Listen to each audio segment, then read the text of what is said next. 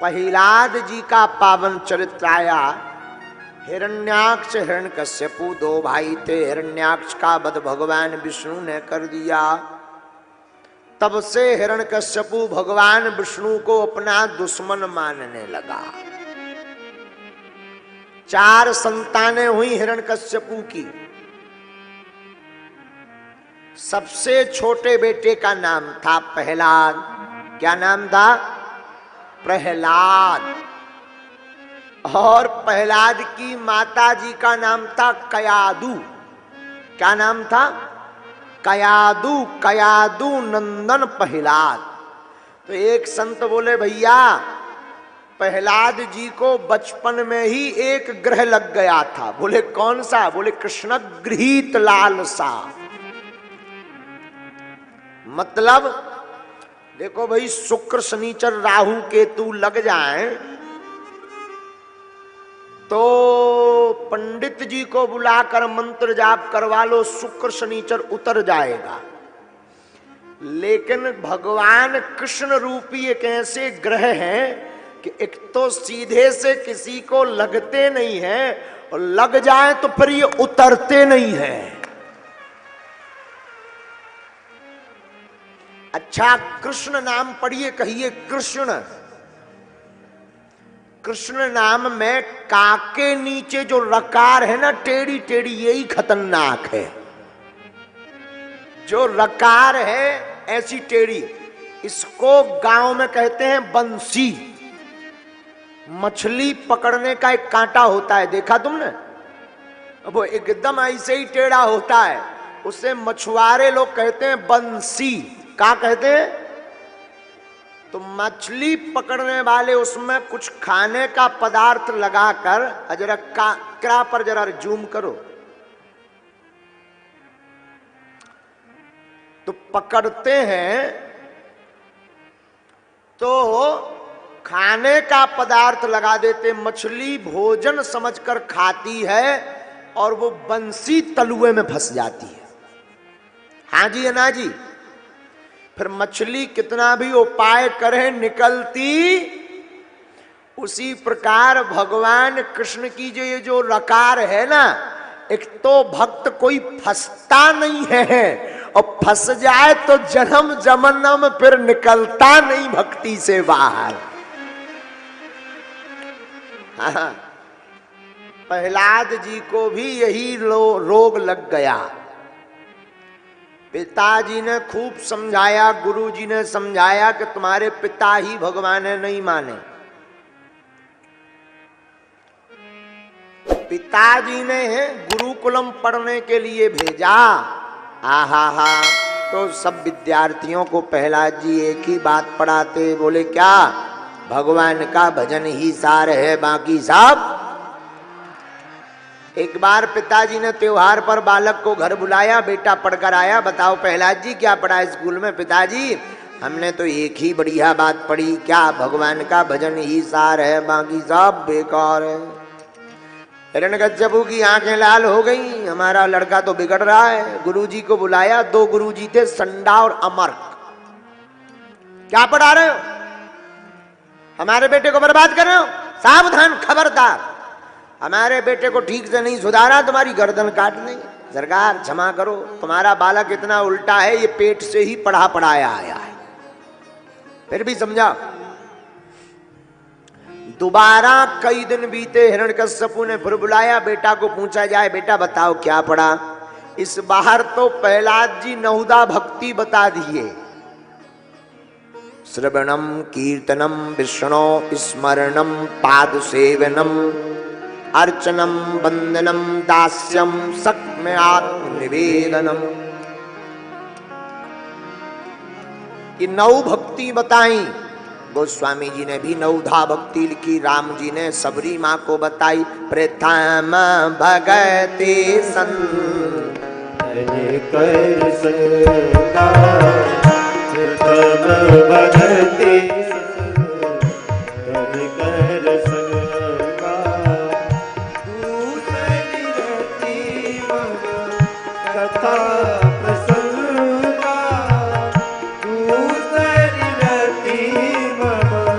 कथा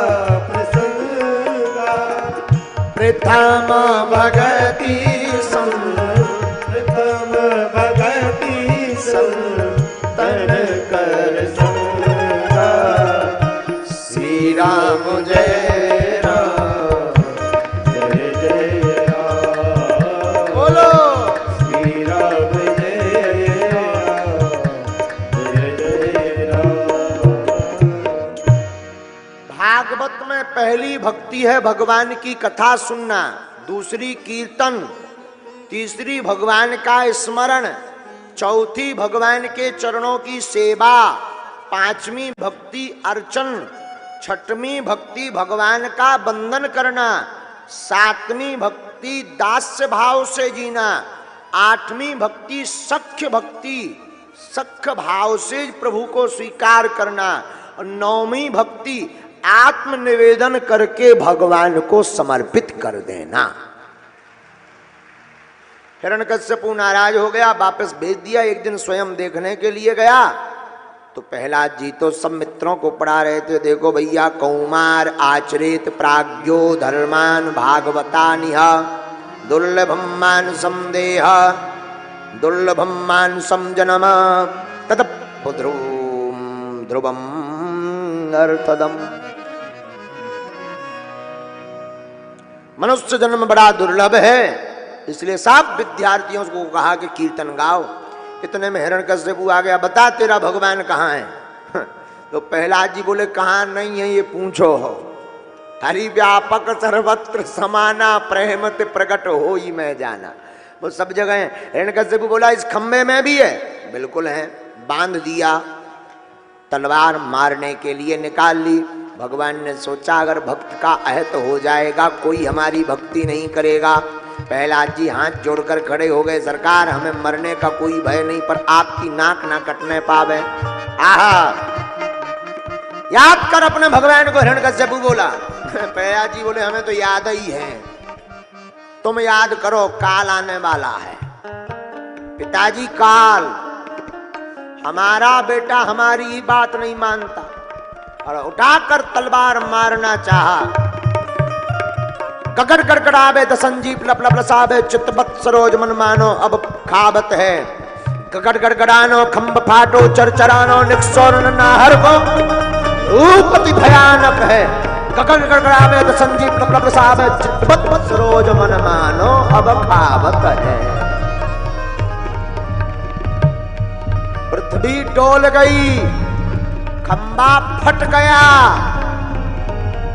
भगवान विकराल रूप नरसिंह बनकर के प्रकट हो गए।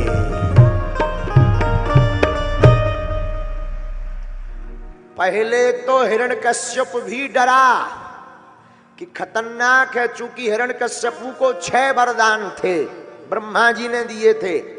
न दिन में मरूंगा न रात में, न ऊपर मरूंगा न नीचे, न बाहर मरूंगा न भीतर, न अस्त्र से मरूंगा न शस्त्र से, न 12 महीनों में से किसी महीने में मरूंगा, न पशु से मरूंगा न नर से।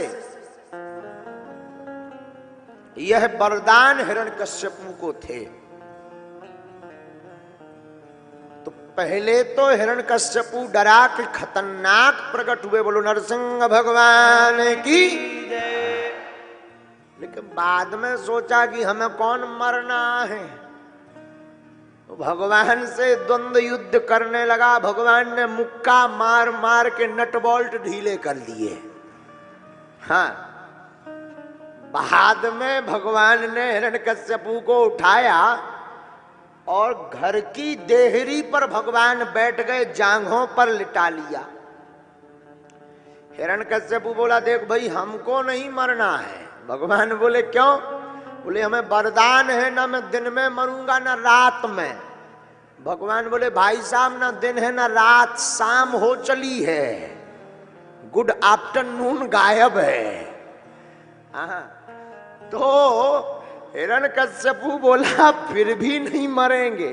बोले क्यों? बोले हमें वरदान है, ना मैं बाहर मरूंगा ना भीतर।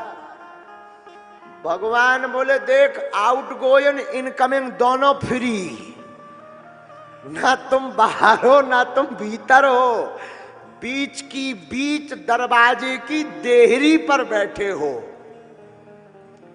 हिरण्यकश्यपु बोला तब भी नहीं मरूंगा। क्यों? ना मैं ऊपर मरूंगा ना नीचे, वरदान है। भगवान बोले ना तुम अपर में हो ना डिपर में। फिर भगवान बोले तुम बीच की बीच हमारी लिफ्ट पर जांघ पर लेटे हो। तो हिरण्यकश्यपु बोला अब भी नहीं मरूंगा। भगवान बोले क्यों? बोले एक और वरदान है। क्या? ना मैं अस्त्र से मरूंगा ना शस्त्र से। भगवान अपने नाखून दिखा के बोले देख यही बहुत है तेरे लिए, तब भी नहीं मरूंगा। क्यों? वरदान है। क्या? ना मैं नर से मरूंगा ना पशु से। देखो बच गया। भगवान बोले हमारा सिस्टम देख ठीक से, ये मटेरियल ब्रह्मा जी की भी फैक्ट्री में नहीं है। आधा नर हूं आधा सिंह हूं। ऐसी सर्जरी तुम्हारे ब्रह्मा जी भी नहीं करके जानते कि सिंह में नर फिट कर दें। ऐसी सर्जरी नहीं अभी तक बनी। एक बार एक डॉक्टर हमसे भिड़ गया एम्स का। बोला गुरुजी भगवान भगवान लगाए रहते हो, तुम्हारे भगवान का करते? हम कहा ये बता तू काय का स्पेशलिस्ट है? बोला सर्जरी का। हमने कहा तूने कभी आधा नर आधा सिंह फिट किया? बोला हमने बोला कुछ नहीं, ये तो नहीं किया। हमने कहा ठटरी के बरे, तो फिर तू कुछ नहीं जानता। ब्रह्मा जी भगवान की सर्जरी देखो, आधा नर आधा सिंह, इसलिए लोग इनको कहते हैं नरसिंह। हिरण्यकश्यपु को लगा कि मामला पूरा ही गड़बड़ है, पूरा मैच इनके ही पाली में जा रहा, दे बाउंड्री पे बाउंड्री लगा रहे। तो अंत में हिरण्यकश्यपु बोला फिर भी नहीं मरूंगा। भगवान बोले क्यों? एक और वरदान है। कौन सा? 12 महीनों में से मैं किसी महीने में नहीं मरूंगा। अब तो बच गया ना। भगवान बोले अभी अभी स्पेशल तुम्हारे लिए लॉन्च करके आए हैं। हिरण्यकश्यपु बोला मतलब? भगवान बोले अधिक मास का महीना जो लौड़ का महीना कहलाता है, एक्स्ट्रा चार्ज तुम्हारे लिए ही फिक्स किया है।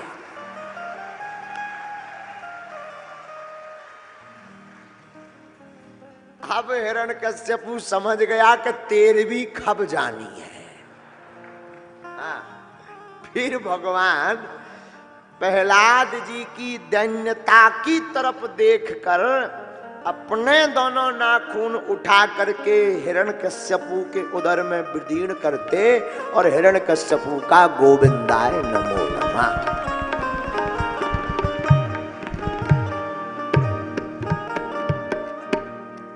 ऐसे हिरण्यकश्यपु का वध हुआ। प्रहलाद जी को भक्ति दी।